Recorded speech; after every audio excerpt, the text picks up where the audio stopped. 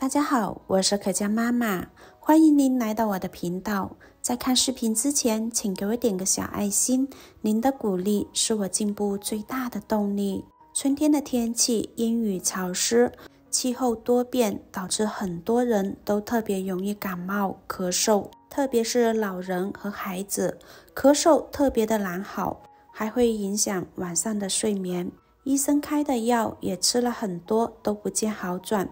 喉咙本身就很干痒，再加上疫情特殊时期，最近遍地都是小阳人，然后最严重的症状就是咳嗽啦。只要嗓子咳嗽几声，身边的人都会提高警惕。不管是感染病毒还是季节性流感，长期咳嗽的话，对身体都不好。俗话说，疾病乱投医，我们便会买各种的药来吃。想要咳嗽的症状减轻一些，但是效果甚微，其实是药三分毒，药补不如食补。作为一个阳康的人，强烈给大家推荐这款养生美食，对于润肺、止咳、清肺、化痰，效果真的是非常的显著。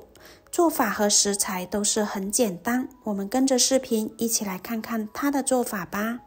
首先，我们来准备3克的罗汉果花。罗汉果花性凉，具有清热解毒的效果，对于面红目赤、口干、口臭、小便黄、口干舌燥等病症都有一定的调理效果。其次，罗汉果花还能够化痰止咳，适用于咳嗽痰多的患者。现代临床上常用于辅助治疗支气管炎、气管炎等病症。此外，罗汉果花能够清咽润肺，保护嗓子，减轻咽喉肿痛等症状，适合急性扁桃体炎、咽喉炎等患者饮用。并且罗汉果花里面还含有较多的维生素，还含有果糖、葡萄糖、蛋白质、脂类等营养成分，而这些营养成分是人体内不可缺少的，对身体的免疫力以及抵抗力都有很好的帮助，还具有抗氧化的作用，从而能够将体内的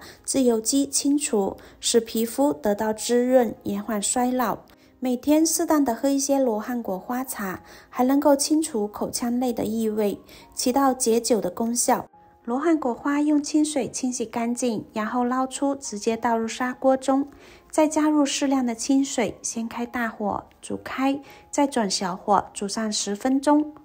这会儿我们再来准备几颗金桔。金桔是我们日常生活中大家都比较喜欢吃的一种水果，它不但营养，而且药用价值也是非常的高，含有很高的维生素、微量元素、膳食纤维，还具有很高的药用价值。经常吃一些金桔可以抗寒、防感冒，能够解酒、醒酒。吃金桔可以促进消化。金桔的有效成分具有美容、养颜等作用，还会开胃生津，能够起到理气、解郁、化痰、止咳等作用。常吃金桔有保护心脑血管的功能，驱寒安胎、降血压等作用。营养学家发现金桔主要的成分是富含维生素 C， 此外还有胡萝卜素、钙、微量元素。中医认为金桔性湿、味甘，具有理气、解郁和止咳化痰等功效。平时口干、咳嗽、痰多的时候，可以吃上几颗金桔。另外，适当的吃一些金桔，还可以针对老年性哮喘以及由于风湿寒诱发出现的咳嗽问题，可以得到很好的治疗效果。金桔我们先加入食盐，然后加入清水，给它浸泡5分钟，然后再彻底的清洗干净。清洗干净后，我们再把它1分为4切开，切好用牙签把里面的籽挑开，注意这个籽一定要去除干净，否则煮出来的口感会发苦。接下来我们再准备1个苹果，放入盘中，加入适量的清水湿润一下，然后再加入食盐，用食盐把苹果表面的农药残留和果蜡仔细的搓洗干净。苹果性凉、味甘、归肺、脾、胃经，除了含有糖、脂肪、蛋白质3大营养素外，还有较为丰富的果胶、有机酸、维生素 A、维生素 B、维生素 C、胡萝卜素、纤维和钾、钠、磷、钙、镁、铁、锰、铜等矿物质，被称为是全方位的健康水果。它具有止咳、平喘、理气、化痰、生津、止渴、补中益气、健脾止泻、和胃、通便、利水、消肿等医用价值，主要用于咳嗽、哮喘、口干舌燥、脾虚、腹胀、消化不良、急性胃肠炎、妊娠呕吐、习惯性便秘、高血压、眩晕、水肿。治疗咳嗽的时候，苹果要把它清洗干净，然后切成块煮熟吃，这样才能够有止咳化痰的效果。苹果清洗干净后，我们只需要1小半就够了，然后把它切开，把苹果心去除。苹果核它是有微毒的，是不能食用的，所以我们一定要去除干净。然后把苹果切成薄片，切好装入盘中备用。